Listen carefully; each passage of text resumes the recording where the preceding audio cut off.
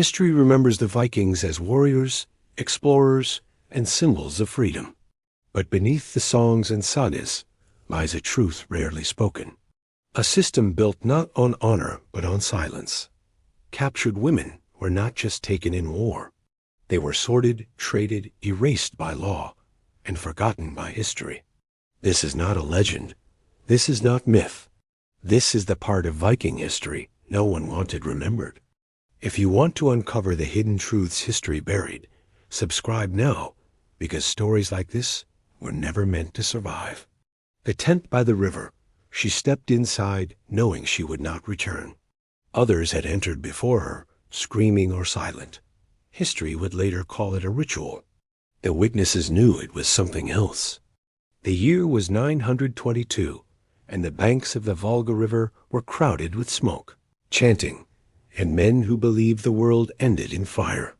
A funeral ship waited nearby, heavy with weapons, animals, and gifts meant for a dead chieftain whose name would survive in sagas, while the name of the girl walking toward the tent would not. She had lived among the Norse long enough to understand what was expected of her, long enough to know that survival itself had become conditional.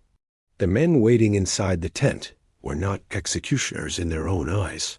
They were participants in tradition, protected by belief, shielded by custom older than memory.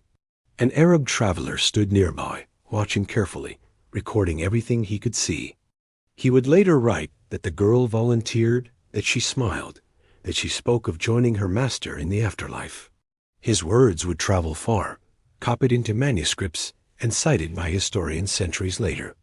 But what he could not record was fear learned through captivity, obedience carved into the mind, or the way belief can be used as a weapon sharper than any blade. He did not speak her language well enough to hear the hesitation beneath her words, or to understand how choice disappears when all alternatives are worse. Inside the tent, the air was thick with incense and heat. An old woman stood in the shadows, her hands steady, her authority absolute. The Norse called her something close to an angel, a guide between worlds. She carried tools that had ended many lives, and each time she used them, the community reinforced its faith in the ritual. Outside, warriors sang loudly, not in celebration, but in purpose. The noise was meant to drown out sounds that might unsettle them, reminders that this was not myth, but flesh and breath. This was not an isolated act. It was the visible peak of a system that most outsiders never fully understood. The Vikings believed death was not an ending but a passage, and that belief justified acts that would otherwise have been unbearable. A woman bound to a powerful man in life could be bound to him in death. To refuse was to dishonor the dead, to disrupt cosmic order, to invite misfortune. Fear of the gods was woven tightly into fear of the living. Yet even within Norse society, few women ever faced this fate. Those who did were almost always captives, taken from distant lands, stripped of family, language, and protection. Slavic, Frankish, Anglo-Saxon, Irish, their foreignness made them suitable vessels for ritual sacrifice, bodies onto which belief could be projected without consequence. When later writers described these women as eager participants, they mistook silence for consent and survival for devotion. What happened by the Volga shocked even hardened observers. The Arab chronicler, Ibn Fadlan, had seen executions before, but this disturbed him deeply. He described the ceremony in careful detail, yet avoided judgment, perhaps out of caution, perhaps out of disbelief. His account became one of the only surviving windows into a world that preferred not to explain itself. Modern historians would later debate his words endlessly, arguing over translation and intent, while rarely asking the simplest question of all: what did captivity do to the human will? The girl's suffering was brief compared to what awaited others. When the flames rose and the ship began its slow journey into smoke, the crowd believed order had been restored. The dead chieftain would feast in the afterlife, accompanied as tradition demanded. The living returned to their routines, confident they had honored both gods and ancestors. But this moment, preserved in ink and ash, reveals something deeper and far darker about the Viking world. Because most captured women were not granted an ending at all. They were not offered fire, ceremony, or release. They were absorbed into a system designed not for death, but for prolonged usefulness. Labor, reproduction, trade, their lives stretched forward endlessly, shaped by rules that turned human beings into resources. Compared to that future, the tent by the river represented a certainty that many would later envy. The Norse did not see themselves as cruel. They saw themselves as practical, faithful, and strong. They believed the world rewarded those who took what they could defend. Yet beneath the songs and silver lay an architecture of suffering so methodical that even enemies struggled to comprehend it. The ritual by the river was not an exception. It was a signal, a warning of what happened when belief, greed, and power fused into tradition. And as the smoke drifted upward and the crowd dispersed, ships were already preparing for the next raid. Somewhere across the sea, women went about their daily lives, unaware that their names, like hers, were about to be erased. The sorting of women, they did not scream while deciding. They did not argue or hesitate. Lives were measured in silence. Value was assigned with a glance. When the fires of a raid finally dimmed, the real work began. Survivors were gathered into open spaces near the ships or temporary camps, forced to kneel in mud still warm from burning homes. Viking warriors moved among them calmly, not with rage, but with familiarity, as if performing a task repeated too many times to feel remarkable. This moment, rarely described in heroic sagas, determined the rest of a woman's existence. It was called sorting, and it followed rules as rigid as any law. Age came first. Young children were pulled away immediately, small enough to be reshaped, old enough to remember, just enough to be broken. Elderly women and the visibly ill were usually killed on the spot. Feeding them was considered wasteful, and mercy was framed as efficiency. What remained were women whose bodies still promised labor, reproduction, or profit. These were the ones worth keeping alive. Hands were inspected next. Calloused palms meant endurance, knowledge of fields, mills, or tools. Such women were placed aside for labor, destined for endless grinding of grain, hauling water, tending animals, and maintaining households. Their value lay in how long they could work before collapsing. Strength mattered more than dignity. Tears were ignored. Silence was preferred. Younger women were judged differently. Hips, teeth, posture, and skin were assessed with a precision that revealed experience born of repetition. These women were not selected for what they could do, but for what their bodies might produce. Children born to them would inherit their status automatically, increasing a household's wealth without additional raids. In this way, Viking slavery sustained itself, turning women into living engines of expansion. Beauty created a separate and more dangerous category. Women whose appearance stood out were removed from the others, treated with a disturbing mix of care and calculation. They were washed, fed better food, and kept under closer watch. This was not kindness. It was preparation. Such women were currency in a vast network stretching from Ireland to the Islamic world. Their survival depended on distance. The farther they were sent, the less likely they were to resist or be rescued. This system was not improvised. It had evolved over generations, refined by trial, profit, and belief. Vikings understood markets as well as they understood battle. They knew which regions paid highest prices for certain women, which skills increased value, and which traits made a captive undesirable. Literacy, healing knowledge, weaving, and music could mean the difference between a grinding stone and a private household. Survival often came at the cost of being useful. Captured women quickly learned that resistance rarely led to freedom. It led to punishment calibrated not to kill, but to discourage future defiance. The goal was not constant terror, but controlled obedience. A woman who broke too completely lost value. A woman who adapted lived longer.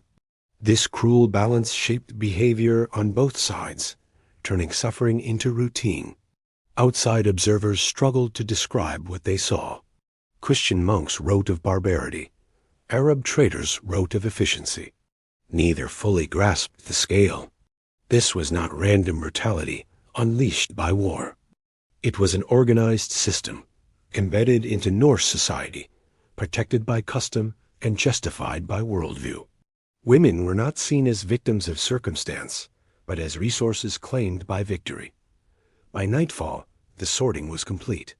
Families lay dead behind them, smoke rising where villages had stood. Ahead lay ships, farms, halls, and markets, whose names they would never choose.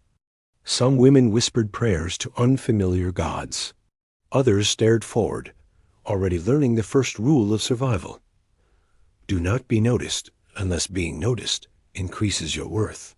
The raid would be remembered as a success. Songs would celebrate the silver taken, the land struck, the enemies humbled. No song would mention the kneeling lines, the silent calculations, or the moment when human lives were reduced to categories. But this quiet process, repeated countless times across centuries, fueled the Viking world far more reliably than any sword. And once the ships sailed, the women disappeared into roots from which few ever returned, beginning journeys designed not to end, but to continue until nothing of the past remained. The slave roads of the North, they vanished without graves or names. Distance became the final weapon. The farther they traveled, the less human they were allowed to be. This was not exile, it was erasure. Once the sorting ended, the women entered a world defined by movement. Stillness was dangerous, familiarity even more so. The Viking slave system relied on constant relocation, pushing captives across rivers, seas, and borders until their past lives dissolved into fragments. Ships carried them not as passengers, but as cargo, stacked below decks where light barely reached and air was shared with despair. Each journey was calculated to break attachment, ensuring that no place ever felt like home again.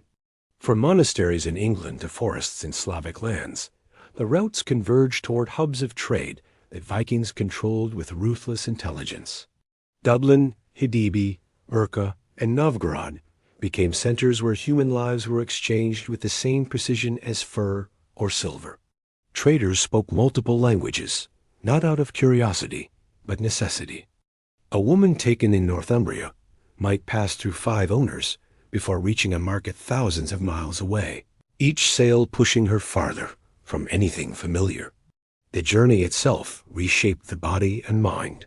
Crowded holds forced women to sleep pressed together, rationed water turning thirst into obsession. Food was given just enough to preserve value. Disease spread quickly, and those who fell ill were often thrown overboard without ceremony. Death mid-journey was considered loss of investment, not tragedy. Survival depended on remaining useful, quiet, and adaptable. Children traveled alongside mothers until they were old enough to be separated. That moment marked a second loss, often more devastating than the first. Boys and girls were redistributed, trained into labor or domestic service, taught new languages while forbidden from speaking their own.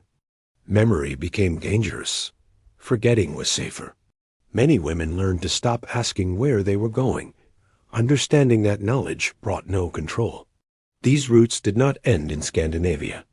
Viking networks extended deep into the Islamic world, where demand for enslaved Europeans was high. Pale skin, light hair, and foreign features increased value in markets as distant as Baghdad and Cordoba. Women who survived long enough might find themselves displayed in auction squares under unfamiliar suns, their origins reduced to selling points. Traders described them with practiced detachment, listing age, skills, and perceived temperament as if reading inventories. Constant movement served another purpose. It prevented resistance. Women who stayed too long in one place might form alliances, share language, or plan escape. By selling them quickly and often, the system ensured isolation. Each new owner meant new rules, new expectations, and renewed fear. Even kindness, when it appeared, was unstable and conditional. Some women attempted escape. Few succeeded. Geography itself became a prison. Islands like Iceland offered no refuge beyond endless sea. River routes were guarded. Forests were unfamiliar and hostile. Punishments for attempted escape were designed to deter without killing, preserving value while reinforcing control. The message spread quickly among captives. Endurance was safer than hope. Outside the slave roads, the Viking world thrived. Settlements grew. Trade flourished. Wealth accumulated in halls decorated with silver and imported goods. The suffering that sustained this prosperity remained largely invisible, dispersed across distances too vast to comprehend easily. Chroniclers wrote of raids and kings, of battles and voyages, rarely tracing what happened after the ships sailed. Yet archaeology tells another story. Graves without grave goods, bones bearing signs of overwork, settlements built atop labor extracted from nameless bodies. The roads themselves left few traces, but their consequences shaped entire regions. Generations of women lived and died in motion, their identities fragmented across maps they would never see. By the time a woman reached a final destination, if such a thing existed, she often no longer remembered the sound of her first language or the face of her mother clearly. Distance had done its work. She survived, but survival came stripped of meaning, stretched across years that blurred together. And somewhere along the roads of the North, another ship was already loading, ready to repeat the journey, carrying the next lives into disappearance. The law that erased women, no blood needed to be spilled. The law had already finished the killing. Once written, cruelty no longer required anger. It only required obedience. By the time a captured woman reached the heart of the Norse world, her fate was no longer decided by warriors or traders, but by law. Not whispered customs or temporary arrangements, but formal rules spoken aloud at assemblies, memorized, repeated, and enforced. These laws did not hide what they did. They declared it openly, with a calm certainty that made them more terrifying than violence. Under Norse legal tradition, an enslaved woman did not exist as a person. She existed only as ownership. At the great assemblies known as things, where free men gathered to resolve disputes and recite law from memory, enslaved women were discussed the same way livestock was. A law speaker would stand on a rock, his voice carrying across the crowd, and explain the rights of men and the absence of rights for thralls. A female thrall had no legal body of her own. Her consent was irrelevant. Her pain was not recognized. Her life could not be stolen, because legally it had never been hers. This was not accidental. The Viking legal system was designed to support expansion, settlement, and wealth. Slavery was essential to that structure, and women were its foundation. Law transformed brutality into routine. When harm occurred, courts did not ask whether a woman suffered. They asked whether property had been damaged. Compensation was calculated in silver, not in years lost or children orphaned. If a woman was beaten beyond usefulness, the owner bore the loss. If she was killed by someone else, that person paid a fine equivalent to her market value. The crime was not murder. It was destruction of assets. The distinction mattered deeply because it removed moral conflict from daily life. Men could participate in cruelty without seeing themselves as cruel. They were simply enforcing order. These laws also ensured that children born to enslaved women inherited their mother's status automatically. No matter who the father was, free or powerful, the child belonged to the owner. This rule encouraged exploitation while eliminating responsibility. A man could benefit from a woman's body without obligation to her or her offspring. The law absorbed the consequences and redistributed them as profit.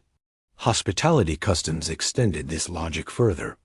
In some regions, lending an enslaved woman to guests was considered acceptable, even generous. The woman had no legal ability to refuse. Her body became a temporary extension of hospitality, like food or shelter. Any resulting child became additional property. The law did not see this as abuse. It saw efficiency. For women, this created a state of living death. They worked, gave birth, aged, and suffered within a framework that refused to acknowledge them as witnesses to their own existence. They could not testify in court. They could not claim injury. They could not seek justice. Even memory worked against them, because nothing they said mattered unless a free person repeated it. What makes this system uniquely disturbing is not that it existed, but how carefully it was maintained. The Norse valued law deeply. They saw it as proof of civilization, something that separated them from chaos. Yet within that order, an entire class of human beings was excluded by design. Violence became clean, predictable, and socially invisible. Archaeology confirms what the laws imply. Skeletal remains of women show extreme physical strain, repetitive injuries, and shortened lifespans. Graves, when they exist at all, are simple and unmarked. These women were not remembered because the law never required remembering them. Their deaths closed accounts rather than stories. Historians long avoided confronting this reality, preferring tales of exploration, trade, and heroic combat. The law was inconvenient. It revealed that Viking society did not merely tolerate suffering, it depended on it. Without enslaved women, farms would fail, households would collapse, and trade networks would shrink. Law was the mechanism that made cruelty sustainable. And once cruelty becomes sustainable, it becomes invisible. Men raised within this system did not question it. They inherited belief as thoroughly as land. By the time a woman understood the law governing her body, it was already too late to escape it. But the law did more than erase women. It prepared them for something worse. Because beyond labor and ownership lay the markets, where law ended and profit fully took over, and where survival itself became negotiable. The markets no one survived. They were displayed, not seen. Their silence increased their price. Hope was dangerous here. Value was the only language spoken. By the time enslaved women reached the great markets, the journey had already stripped them of resistance. The markets were not chaotic places of shouting and panic, as later imagination would suggest. They were orderly, regulated, and terrifyingly efficient. Platforms were raised high enough for buyers to inspect bodies from a distance, ensuring nothing obstructed assessment. Height mattered. Visibility mattered. Humanity did not. What unfolded there was not rage, but routine. Dublin became one of the most important hubs, transformed from a coastal settlement into a center of human exchange. Ships arrived weekly during trading season, each carrying dozens of women gathered from across Europe. Holding pens stood near the docks, designed to preserve value while minimizing cost. Food was calculated, water rationed, sickness isolated only when it threatened inventory. Medical inspection existed not for mercy, but for profit. A woman deemed too weak was sold quickly, at lower value or discarded entirely. Auctioneers spoke multiple languages, shifting fluidly between Norse, Irish, Latin, and Arabic. They described women as commodities, listing age, strength, skills, and perceived temperament. Nobility increased price. Literacy increased price. Beauty distorted everything. Buyers rarely asked about origin. Distance from home was a feature, not a flaw. The farther a woman had traveled, the less likely she was to be reclaimed. Prices fluctuated according to condition and circumstance. Youth commanded more than experience. Virginity was assumed when profitable and ignored when inconvenient. A woman who had given birth proved fertility and sometimes sold for more, her body advertised as productive. Pregnancy itself became an asset, evidence of future property growing unseen. Children born in pens were raised just long enough to survive, then folded into the same system without ceremony. Some women were sold once and remained in a household until death. Others were sold repeatedly, passed between owners across years and regions. Constant resale prevented attachment, eroded memory, and destroyed any sense of continuity. A woman who stayed too long in one place might become familiar, and familiarity risked empathy. The market corrected that by moving her again. Escape attempts were rare and brutally discouraged. Geography replaced chains. Islands promised no horizon beyond water. River routes were controlled. Forests offered only starvation. Punishment avoided permanent injury whenever possible. Damage reduced price. Terror preserved value. The system rewarded restraint, not restraint born of mercy, but of calculation. The trade extended far beyond the north. Traders specialized in moving high-value women eastward along river networks into territories controlled by Byzantines and Islamic caliphates. There, European captives were considered exotic, their foreignness increasing demand. Their identities were rewritten repeatedly, names replaced, languages erased. By the time they reached final destinations, many could no longer remember who they had been before capture. Markets operated seasonally, synchronized with raids and navigation.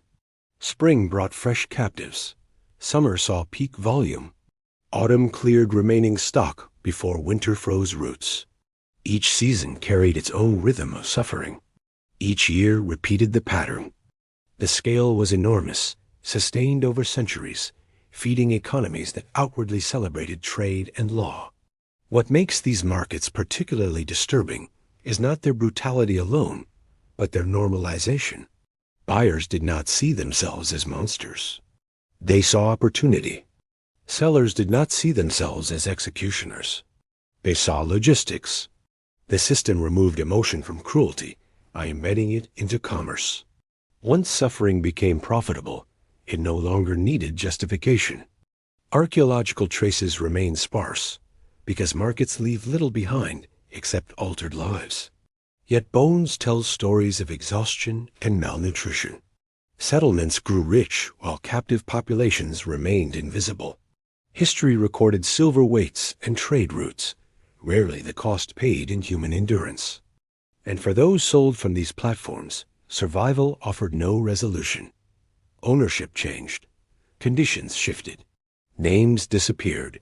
The market did not end their suffering. It only decided who would control it next. Because beyond the auction block lay something even colder than law or ritual, the complete surrender of a life to endless exchange, where freedom was not denied, but rendered unimaginable. The lie of glory, they called it honor. They sang of courage and freedom, but glory stood on unseen backs. And history chose not to look down.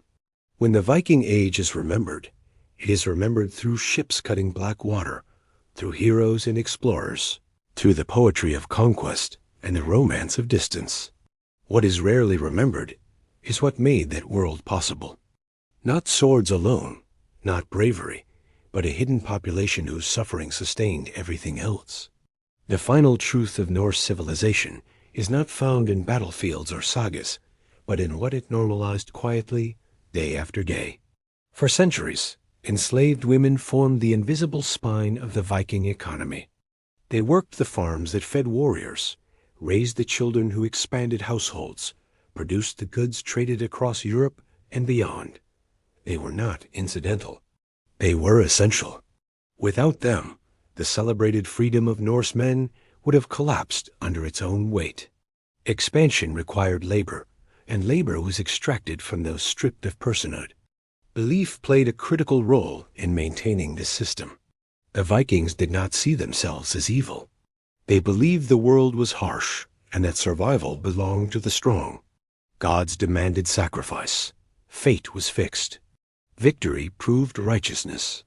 Within that worldview, suffering was not injustice, but confirmation of order. Those at the bottom were meant to be there. Questioning this meant questioning the gods themselves. This belief insulated cruelty from doubt. When a woman was worked until her body failed, it was not tragedy, but exhaustion of a resource. When children were born into bondage, it was not cruelty, but continuity.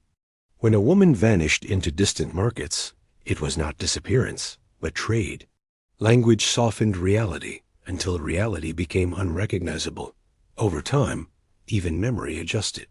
Stories were told from the perspective of those who benefited. The enslaved left few written records. Their voices survive only indirectly, in foreign accounts, in legal codes that deny their existence, in bones that show stress where no stress should be. History did not forget them by accident. Forgetting was convenient. Modern fascination with Vikings often repeats this selective memory. Popular culture celebrates their independence, their defiance of authority, their supposed equality. Yet freedom in the Viking world was exclusive. It was protected by walls built from human lives. The same society that valued law and honor also perfected systems of dehumanization. These truths are uncomfortable, which is why they are often ignored. What makes this story unsettling is not that the Vikings were uniquely cruel. They were not. Other civilizations built similar systems.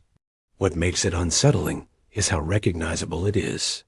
The mechanisms remain familiar: categorization, legal erasure, economic justification, moral distance. The tools change. The logic does not. In the end, the women whose lives fueled the Viking Age did not leave monuments. They left absence. Absence in records. Absence in remembrance. Absence in stories told around fires long after their names were gone. Their suffering did not disrupt civilization. It enabled it. The Viking world eventually faded, its power broken by changing politics, faiths, and economies. But the pattern it revealed did not vanish. History moved on, carrying forward the same willingness to trade humanity for advantage, to rename cruelty as necessity, to build glory on lives considered expendable. And that is the final, darkest truth.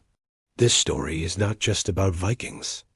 It is about what happens whenever a society decides that some people exist only to be used. The ships may rot. The laws may fade. The songs may change.